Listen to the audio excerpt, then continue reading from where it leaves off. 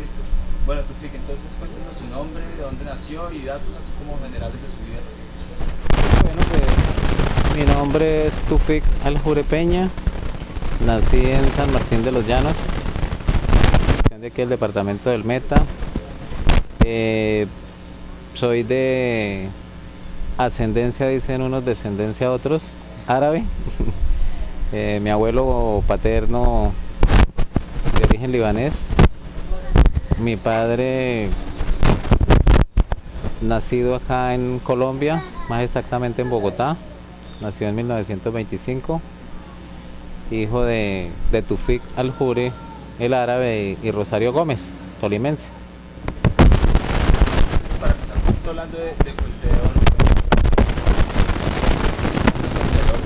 Espere que pare.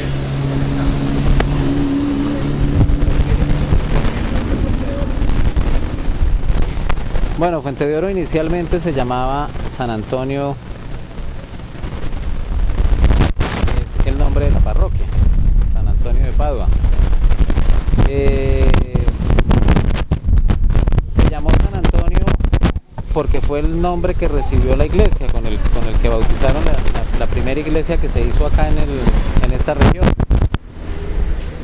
Y pues aquí en el llano había una tradición o sea, las fiestas patronales prácticamente de todos los pueblos del llano.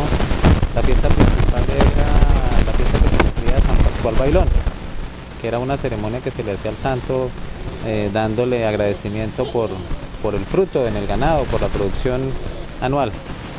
Entonces, cuando mi papá llegó a esta región, él dijo que no entendía por qué este pueblo se llamaba San Antonio y no estaba el San ni estaba el Antonio, que esta era una región muy rica, se producía mucho arroz, maíz, sorgo, soya,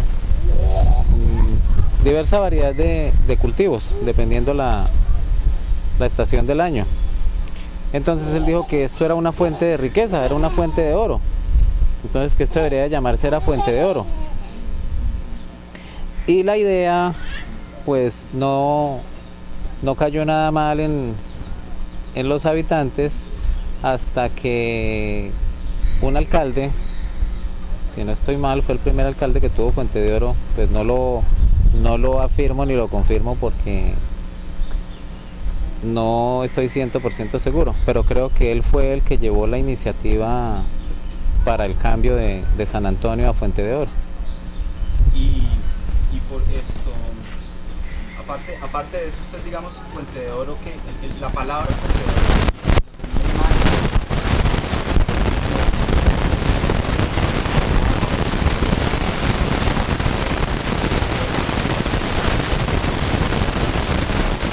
Pues para mí, cuando escucho la palabra Fuente de Oro, pues me vienen muchas imágenes. Lo primero que se me viene es San Martín. Lo primero que se me viene a la cabeza pues es San Martín, porque Fuente de Oro formaba parte de era como una inspección de San Martín. Se me viene a la memoria el río Ariari, porque esa es la principal fuente de oro, porque realmente tiene oro, en sus arenas tiene oro. Se me viene a la cabeza también la época de la violencia política, en que mi papá fue un actor bastante marcado en ese proceso de revolución y de violencia entre partidos. Y en sí, Fuente de Oro, como lo indica su nombre, o sea, un nombre como muy sonoro, inspira, ¿qué le digo yo? En mí, como un sentimiento de identidad. Me siento identificado con esta tierra, porque yo crecí en el Rincón de Bolívar, que es una inspección de una jurisdicción de San Martín hoy en día, y es muy aledaña aquí al municipio. y cuéntanos un papá, de Umar al-Jure. En algún momento Jairo nos habló del centro histórico de Umar al-Jure, de pronto por ahí nos cuenta un poquito más de su papá y la relación, ¿qué es el centro histórico de Umar al-Jure? ¿Qué busca ese centro histórico? Bueno, el centro histórico de Umar al-Jure, primero se concibió la idea de crear un museo, el Museo de Umar al-Jure, pero entonces para que exista un museo tienen que haber piezas de museo, y en el momento pues no hay nada. Las únicas piezas de museo seríamos los hijos de Umar al-Jure, que nos disecaran y nos colocaran allá. Entonces pensamos más bien en el centro histórico de Umar al-Jure. ¿Cuál sería la función del centro histórico de Umar al-Jure? No solamente recopilar la biografía de Umar al-Jure, sino la biografía de la región, de los hechos que marcaron a la región en la década del 50 y del 60.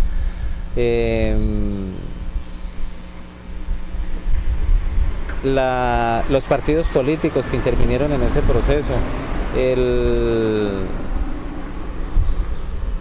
recuperar esa memoria intangible que ya se ha ido perdiendo, porque ya las personas que vivieron esos momentos ya por el paso de los años se han deteriorado y se han ido muriendo, y los que no se han ido muriendo los han ido muriendo. Caca, mamá, caca. Entonces, la finalidad del centro histórico es recuperar material intangible, material fotográfico de la época, material literario como recortes de periódico, crónicas, fotografías inéditas que uno buscando ha ido encontrando en pobladores de la región.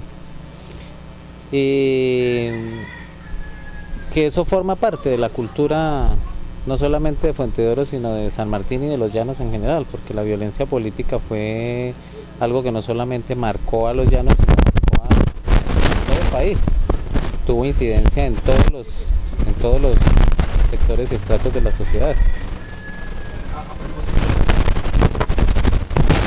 yo alguna vez en los libros de Alfredo Molano y una vez incluso en el Rincón de Bolívar, uno por acá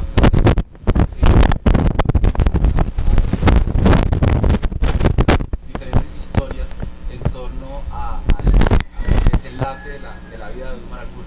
Entonces, no sé si quiere hablar de eso, si quiere hablar de algo de él como persona, qué le gustaba, qué no le gustaba. Cuéntanos un poquito de eso, por favor. Pues la verdad que lo que yo le puedo decir de Umar al-Jure como hijo,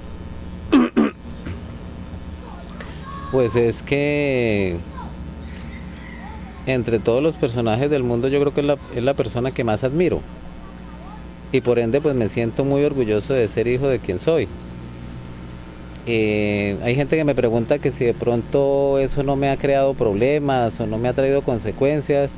Yo le digo, pues de pronto los problemas que me ha creado el ser hijo de Umar al-Jure es por ignorancia de personas que de pronto se imaginan cosas, pero que no se toman la molestia de documentarse, no de averiguar quién fue Umar al-Jure, qué fue lo que él hizo, el por qué llegó a ser guerrillero, por qué ese salto del cuartel a las guerrillas. De Umar al-Jure me gustó eso, el sentido de equidad que él tenía. Él se salió del bando de donde tenía todas las de ganar, que era el bando de los perseguidores, y se situó en el bando de los perseguidos precisamente porque vio que ese bando no tenía apoyo de nadie, que era un bando huérfano, no tenía quien los defendiera. Entonces él quiso aportar a esa causa de los campesinos liberales que eran perseguidos por el Estado y por la élite castrense de la época. Entonces yo creo que eso es admirable desde cualquier punto de vista que uno lo vea. Ya la historia lo condenará como delincuente, como bandolero, como lo quieran tildar, pero muy en el fondo yo sé que eso no es así. Yo sé perfectamente y estoy convencido cuál fue la intención de él, qué lo llevó a él a esos extremos de sacrificar su vida, sacrificar su carrera y ponerla al servicio de una causa, que era la causa de las guerrillas liberales. ¿Usted vivió con él en algún momento? Claro, yo viví con él prácticamente hasta el momento de la muerte de él y de mi mamá, porque no solamente ese día murió mi mamá, mi papá, sino también mi mamá y 2 hermanos, 2 tíos. Prácticamente fue una familia la que se allá en Rincón de Bolívar. ¿Usted salió de Rincón de Bolívar? ¿Ustedes vivían allá? No, en ese momento, en el momento del ataque, 4 hermanos, incluyéndome yo entre ellos, nos habían llevado para Girardot, donde mi abuela paterna, a visitar a mi abuela paterna. En la casa quedaron 4 hermanos, frutos de la unión Duma Aljuria Ana Felisa Peña. De los 4 hermanos, por padre y madre, murió una niña ahí, una niña de 3 años, y un medio hermano de 12 años. Y se salvaron 3 de los que estaban ahí en la casa con ellos. Porque el ataque que se le hizo a él fue un ataque cobarde, fue un ataque a una casa de familia, una casa de habitación donde él estaba con la esposa y con los hijos. No fue a un campamento guerrillero, ni fue a un cuartel, ni nada, sino fue a un centro poblado en una casa de habitación. Tengo entendido además que hoy en día esto está bastante abandonado, tengo entendido que en ese momento esto estaba mucho más poblado. Sí, lógico, era un centro poblado bien organizado, bien bonito, con buen desarrollo. Tenía varios establecimientos comerciales, tenía escuela, tenía puesto de salud, inspección de policía, tenía IDEMA. ¿Usted cuántos años tenía? Yo tenía 4 años y medio. ¿Y después de qué pasó con ese día fue que empezó a caer en su lado? ¿Fue mucho después? No, a raíz del ataque y muerte de Dumar Aljuria, él empezó a declinar su crecimiento, porque no solamente murió Dumar Aljuria, sino murieron muchos pobladores que en su momento el ejército a dedo los capturó y los fusiló por ser amigos de Dumar Aljuria. Entonces esas familias que quedaban, esas viudas con esos niños, salieron desplazados de Rincón de Bolívar hacia otros lugares por temor a que corrieran la misma suerte que corrieron los hombres cabezas de familia de esas familias. Y eso fue un operativo montado acá en el Batallón de Granada, ¿cierto? Ese fue un operativo coordinado entre el Batallón de Granada y el Batallón Servier de Villavicencio y la base de Apiay. Trajeron gente en helicópteros, aviones, ¿cómo llegaba la gente? ¿Cómo llegaban esos soldados hasta acá? La tropa inicialmente pues se desplazó por tierra, o sea, en camiones, en carros minguerra, como se les decía en la época, que eran camiones militares, camiones y camperos militares. Por San Martín entraron por Llano Grande, por acá por Fuente de Oro, entraron por La Luna y por Puerto Limón. ¿Y cuántos hombres más o menos? Se dice que el operativo fue montado y diseñado con 2.000 hombres, o sea, dos batallones combinados y la base de Apiay de Villavicencio.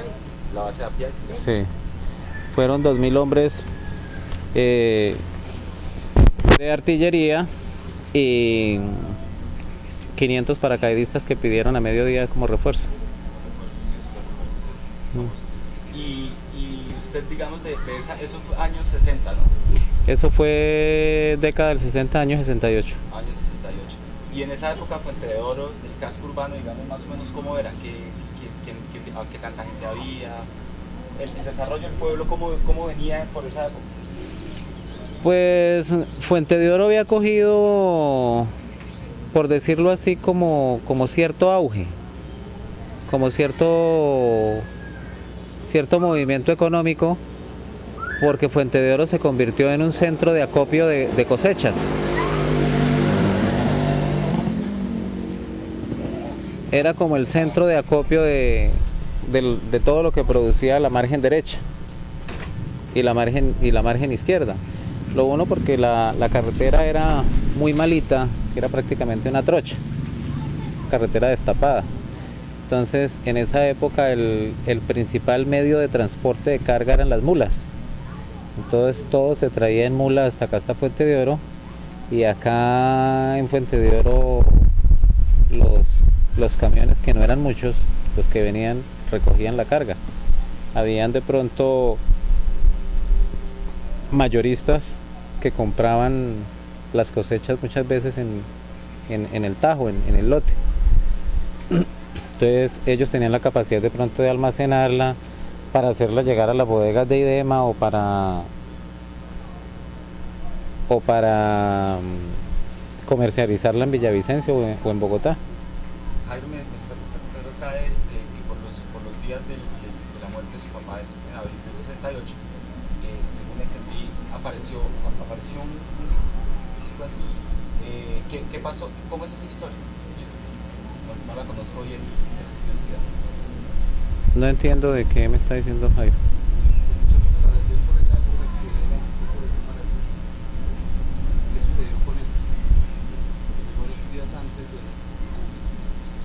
Ah, pues él es el del que estoy hablando, un medio hermano.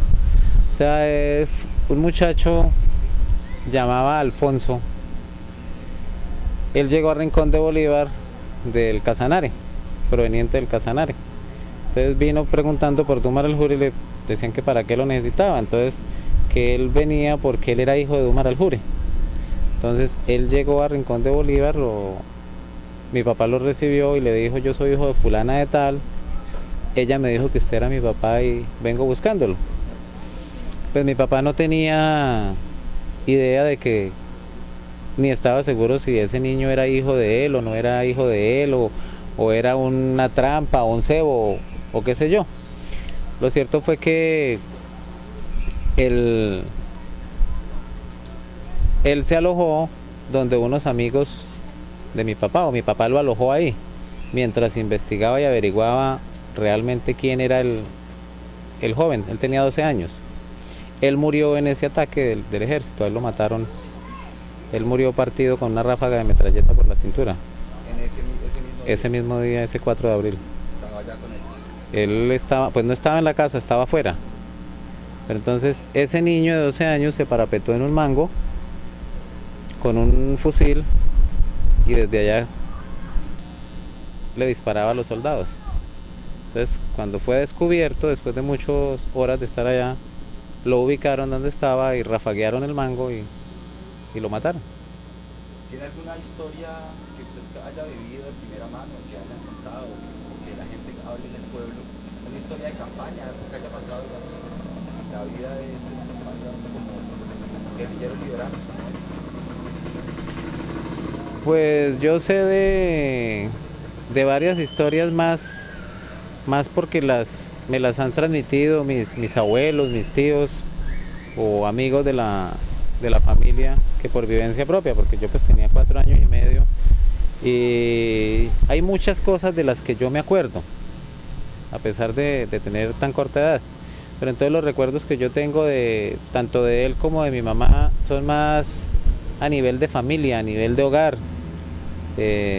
o sea, cómo él era con nosotros, cómo era con mi mamá, cómo era de pronto el trato. ¿Cómo era? Pues no sé si es por la inocencia con que uno ve a los adultos en esa edad, pero a mí me parece que, o sea, la imagen que yo tengo era que era un trato muy respetuoso y a la vez muy cariñoso, sin ser melosos, sin ser salameros. Eran cariñosos entre sí y eran respetuosos. Al menos delante de nosotros no discutían, nunca los vimos discutir. Yo no sé, no guardo en mi mente un recuerdo de pronto de ver a mi mamá llorar o discutirle a él por algo. Que como toda pareja tendrían sus problemas, y máxime pues la vida que llevaba él, donde tenía fama de ser mujeriego, pero yo creo que no era tanto que mi papá fuera mujeriego, sino que habían muchas mujeres casquivanas que lo acosaban. Entonces, lógico, como él era la figura, era el comandante, era el duro, por decirlo así, y por lo regular no digamos todas, pero sí hay un sector de las mujeres que se inclinan mucho por quien tiene las armas. Entonces muchas veces no es porque la persona o el tipo sea pinta o sea un seductor o sea un gigoló, sino porque tiene armas y porque de pronto ejerce un poder en ese momento. Entonces, de la vida familiar tengo muy bonitos recuerdos de juntos. De pronto historias, hay varias, está como la toma Candilejas, que fue una base militar del ejército en Candilejas, que mi papá como con 20 o 25 hombres acabó con ella. Una base que tenía 150 soldados. Otro episodio fue la emboscada en la Reforma, que esa fue contra la policía, creo que murieron como 10 o 15 policías. Hay otro hecho que fue una ofensiva que le hizo el ejército a mi papá, donde traían excombatientes de Corea. Entonces, como para infundir temor o intimidar, les ponían unas franjas en el pecho donde decía soy coreano y vengo a pelear a los llanos orientales. Y de esas franjas no quedaron sino las franjas y manchadas de sangre, porque ninguno quedó vivo. O sea, fue una emboscada. O sea, no porque Dumar Aljure haya sido mi padre, pero yo creo que Dumar Aljure se hizo famoso porque nunca fue derrotado en batalla. O sea, él siempre que tuvo que enfrentarse como guerrillero al ejército, le tenían mucho respeto y más que respeto le tenían miedo, que sabían que era un hombre muy estratégico, que tenía buena gente, buen personal, gente bien entrenada, que no le daba miedo enfrentar a la tropa, y se ganó un respeto y un nombre precisamente por eso, porque él fue conocido aquí en el llano como el Capitán Aljure o el Valiente. Él fue, tengo entendido que cuando él desertó de Sabana Larga en el Casanare,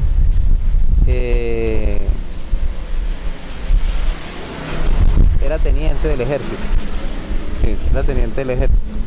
Él desertó y buscó, creo, él desertó en el 50, como en el 50, la verdad no sé, no tengo el dato muy preciso. Si quiere más, ahorita más adelante saco un documento, que es el manifiesto que él sacó en su momento. Él buscó a los hermanos Fonseca, a un grupo organizado que había en el Casanare de guerrillas, y ellos lo recibieron con recelo. Lo tomaron fue más bien como prisionero, hasta no investigar si realmente él se había unido a la causa guerrillera o era un gol del ejército que le querían meter a ellos. Por desconfianza, después de cierto tiempo le dijeron que no, que era mejor que buscar otro rumbo. Entonces buscó a otro grupo, que creo que era de los hermanos Fonseca.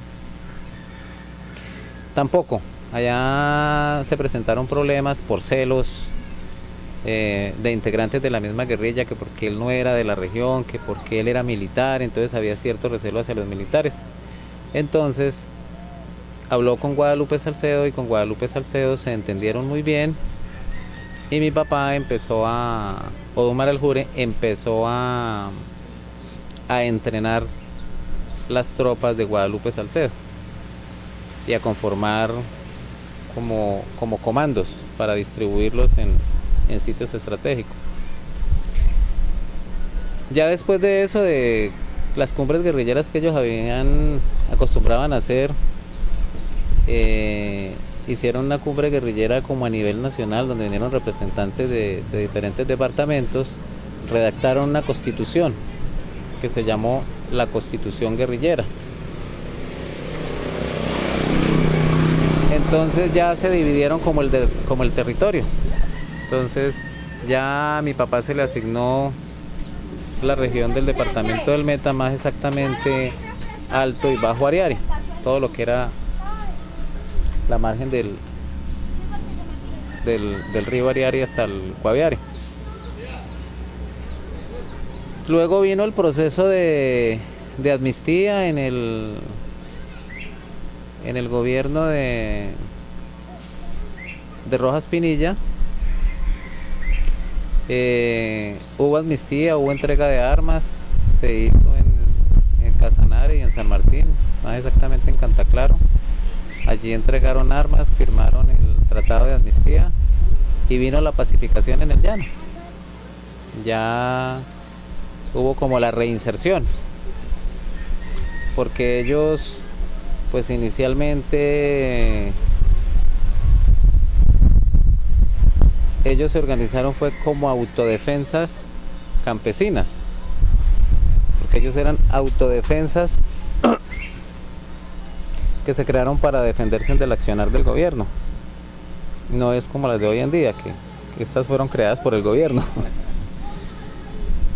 Entonces, bueno, se pacificó el llano, Guadalupe entregó su gente, entregó sus armas, lo mismo hizo el Puerto Giraldo, Veneno, Chispas y muchos otros, cantidad de guerrilleros de diferentes regiones. Pero a don Maraljure le quedó pendiente el indulto por ser desertor del ejército. Entonces el compromiso con el gobierno fue ese, que firmara la amnistía y que ellos tramitaban con la junta militar el indulto, para que él tuviera la garantía de que no iba a ser ni enjuiciado ni llevado a consejo de guerra ni estas cosas. Y pues el indulto nunca llegó, fue un ataque cobarde en contra de él. Y en todas esas historias que usted está contando, su mamá normalmente estaba con él. Mi mamá siempre estuvo al lado de él desde que ellos se conocieron y ella se convirtió en la esposa de él. Ella siempre estuvo con él. Sí. Con niños o sin niños. En persecuciones o en no persecuciones. Y cayó con él.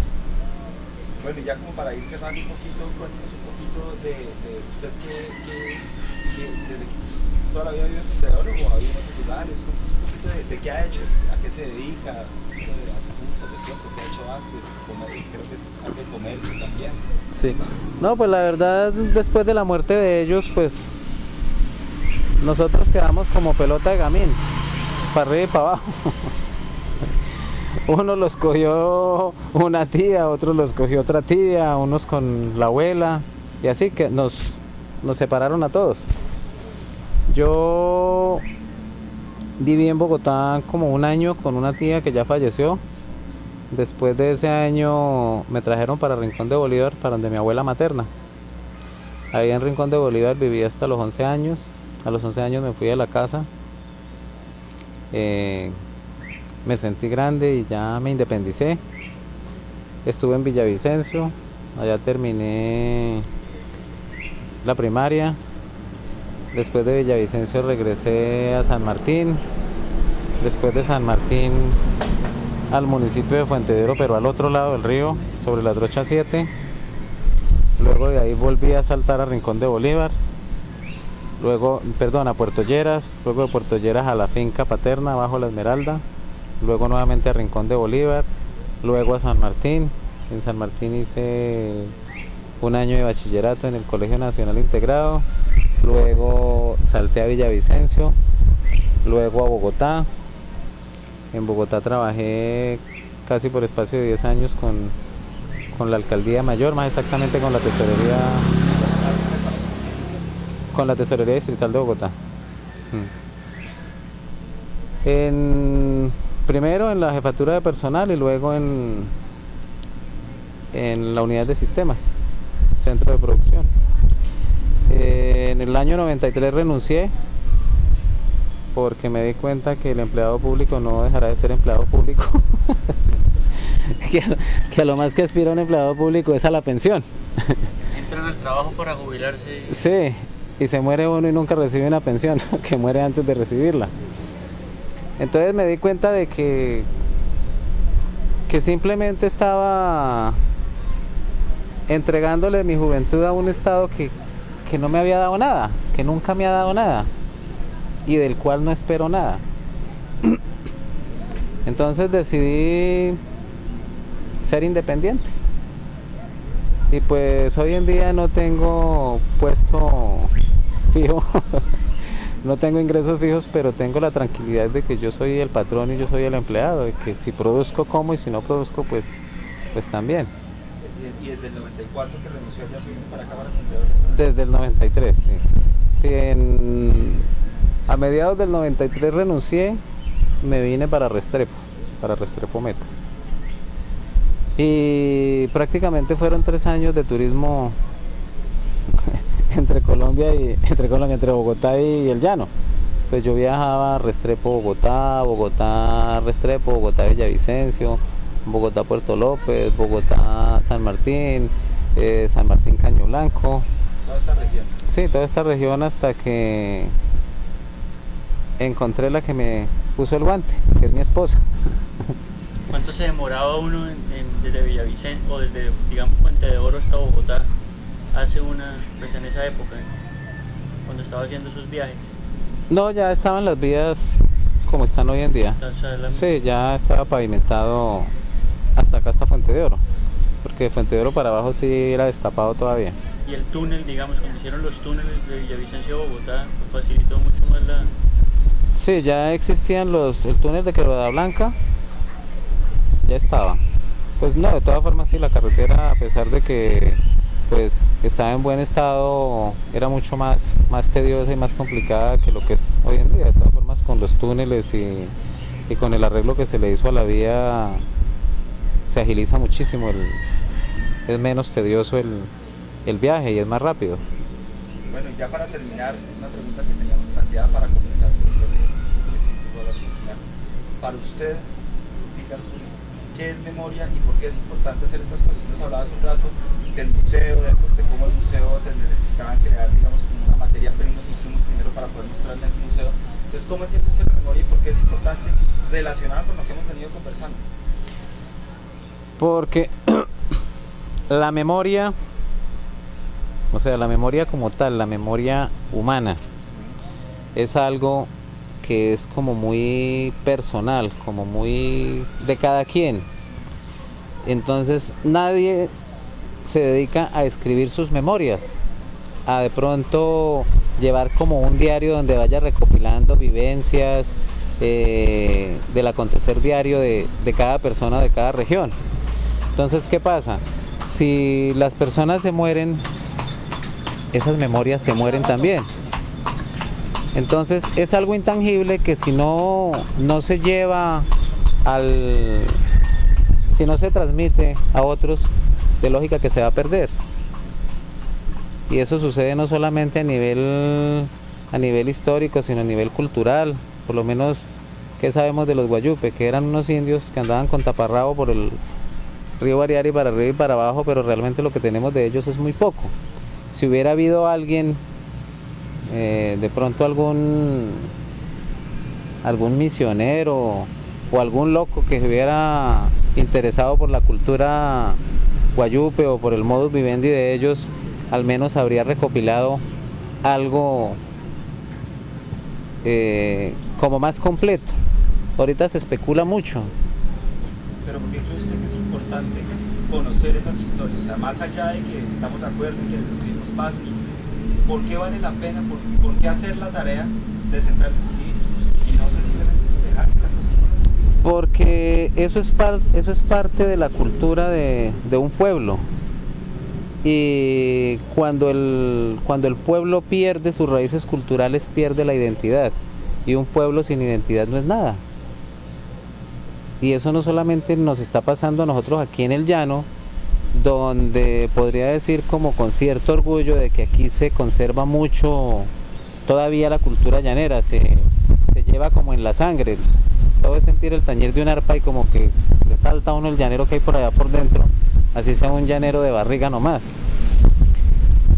Pero a mí me parece importante los centros de memoria, sean municipales, departamentales o nacionales, porque precisamente hay mucho material que se ha ido perdiendo y que ya es irrecuperable.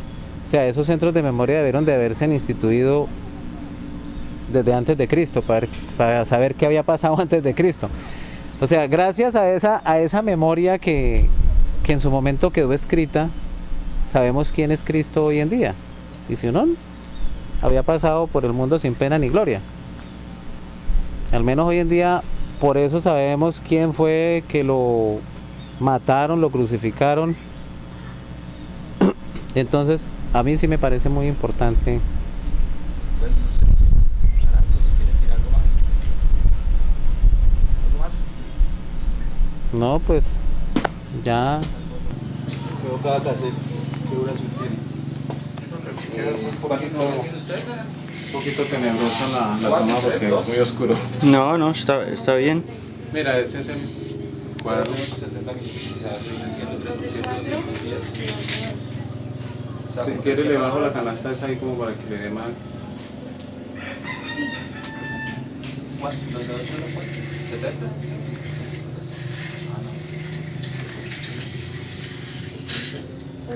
¿70? Marta Parra de Arango. ¿Cuántos años tiene ese cuadrito? Estando acá yo me siento y pues era un poquito. Ese libro no estaba.